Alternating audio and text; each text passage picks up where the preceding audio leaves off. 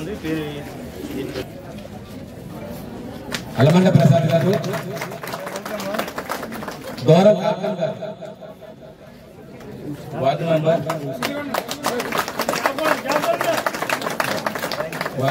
రొప్పి కోటలక్ష్మి గారు, దాసరి వెంకట కళ్యాణి గారు,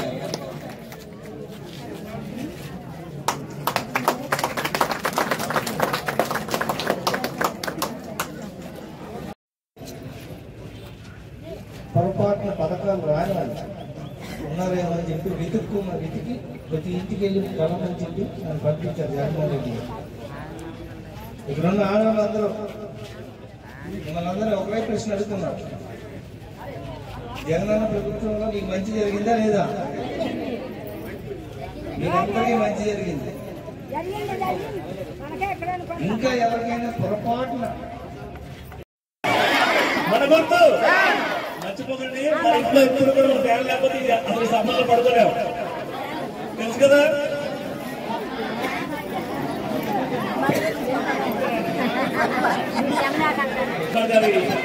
ఇంటి ద్వారా తెచ్చే ఉంటాయి. మీకు ఎటువంటి కష్టం వచ్చినా కూడా మీరు ఇంటికి వెళ్ళండమ్మా. ఏ కష్టమైనా సరే అన్నయ్యానికి వెళ్ళండి.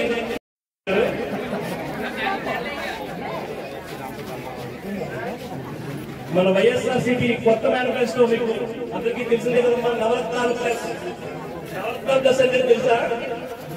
ఆల్రెడీ ఉన్న వాటిని కొనసాగిస్తూ మరికొన్ని కొత్తగా యాడ్ చేశారు.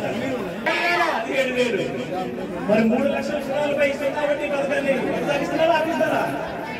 కొనసాగించాలా?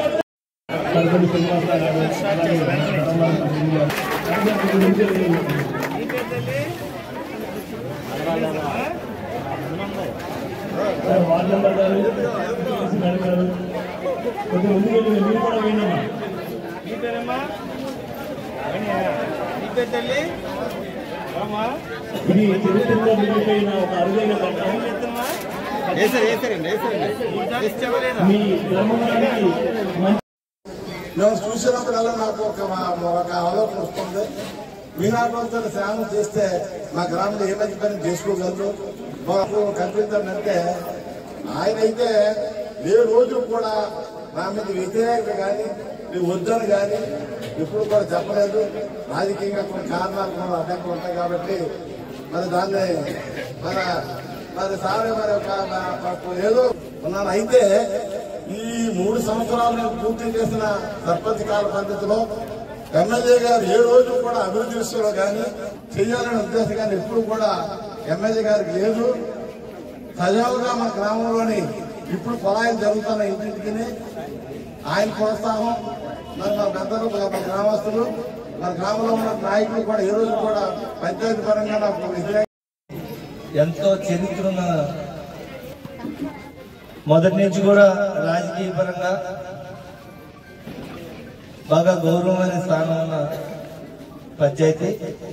ఎందుకంటే మన అల్లు జోగి నాయుడు గారు, మన అల్లు బుజ్జి గారు ఫాదరు, వాళ్ళ తాతగారు రాజకీయ పరంగా ఈ ప్రాంతానికి నుంచి కూడా ధర్మం అనే గ్రామానికి ఒక ప్రత్యేకమైన స్థానం ఉన్నది.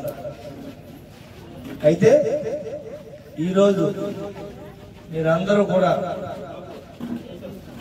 వైఎస్ఆర్ కాంగ్రెస్ పార్టీలో చేరాలని మీరు అనుకోవడం, జగనన్న పరిపాలనలో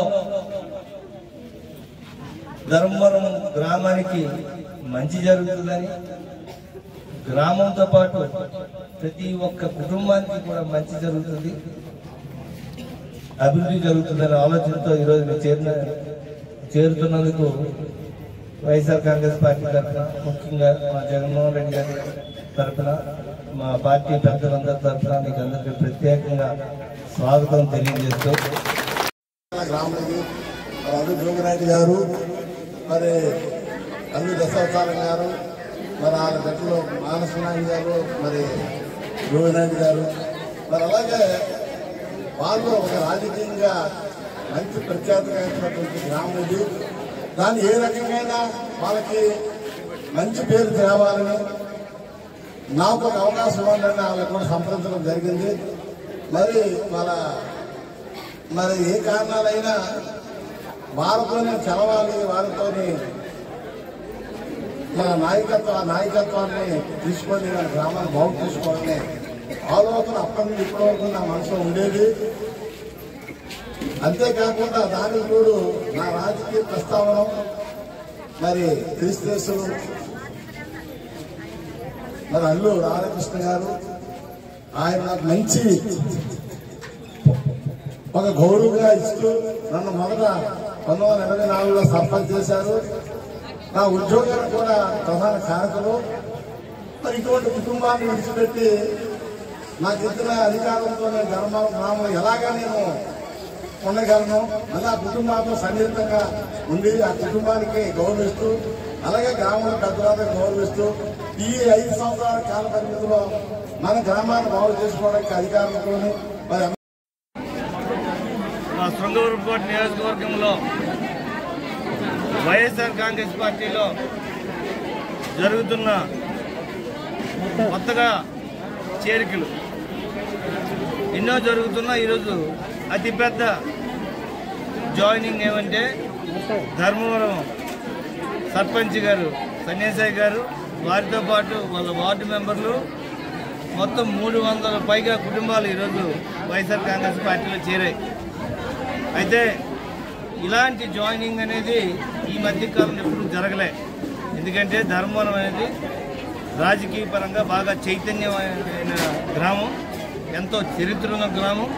అల్లు జోగినాయుడు గారి నుంచి, అల్లు దశావతారం గారి నుంచి, ఆ తర్వాత వాళ్ళ పిల్లలు జోగినాయుడు గారు, అల్లు మహాలక్ష్మి నాయుడు గారు, వీరందరూ కూడా ఈ ధర్మవరం నుంచే రాజకీయ చరిత్ర కలిగిన వారు. ఈ గ్రామంలో మొత్తం ఊరంతా కలిసి జగన్మోహన్ రెడ్డి గారితో ప్రయాణం చేస్తామని ఈరోజు మా సర్పంచ్ గారు సన్యాసాయి గారు చెప్పడం. అన్నిటికీ మించి ఈరోజు జగనన్న పరిపాలనలో ప్రతి మేజర్ పంచాయతీ ఈరోజు ఎస్సీ కానీ ఎస్టీ కానీ రిజర్వేషన్ అయింది. ఆ విషయమే ఇందాక ప్రెస్లో మీటింగ్లో మాట్లాడుతూ సన్యాసాయి గారు చెప్పారు. ఈరోజు అంబేద్కర్ గారి రాజ్యాంగ స్ఫూర్తి 100% అమలు పరుస్తున్న ముఖ్యమంత్రి ఈ భారతదేశ చరిత్రలో ఈ 75 ఏళ్ళలో ఒక జగన్మోహన్ రెడ్డి గారని, అలాంటి జగన్మోహన్ రెడ్డి గారితో కాకుండా వేరే వాళ్ళతో ఏ విధంగా నేను ప్రయాణం చేస్తానని చెప్పి మా పెద్దలు శ్రీ బొత్స సత్యనారాయణ గారు నాయకత్వంలోని, అదేవిధంగా మా ఎంపీ అభ్యర్థి గారు శ్రీమతి బొత్స ఝాన్సీ గారు గెలుపుకు కూడా మేము అత్యంతగా కృషి చేసి ఈ పార్లమెంటు పరిధిలో ఉన్న 7 ఎమ్మెల్యే నియోజకవర్గాలలో శృంగవరపుకోటలో అత్యధికమైన మెజార్టీ తీసుకురావడానికి మేము అంత కష్టపడతామని చెప్పి ఈరోజు తెలియజేశారు.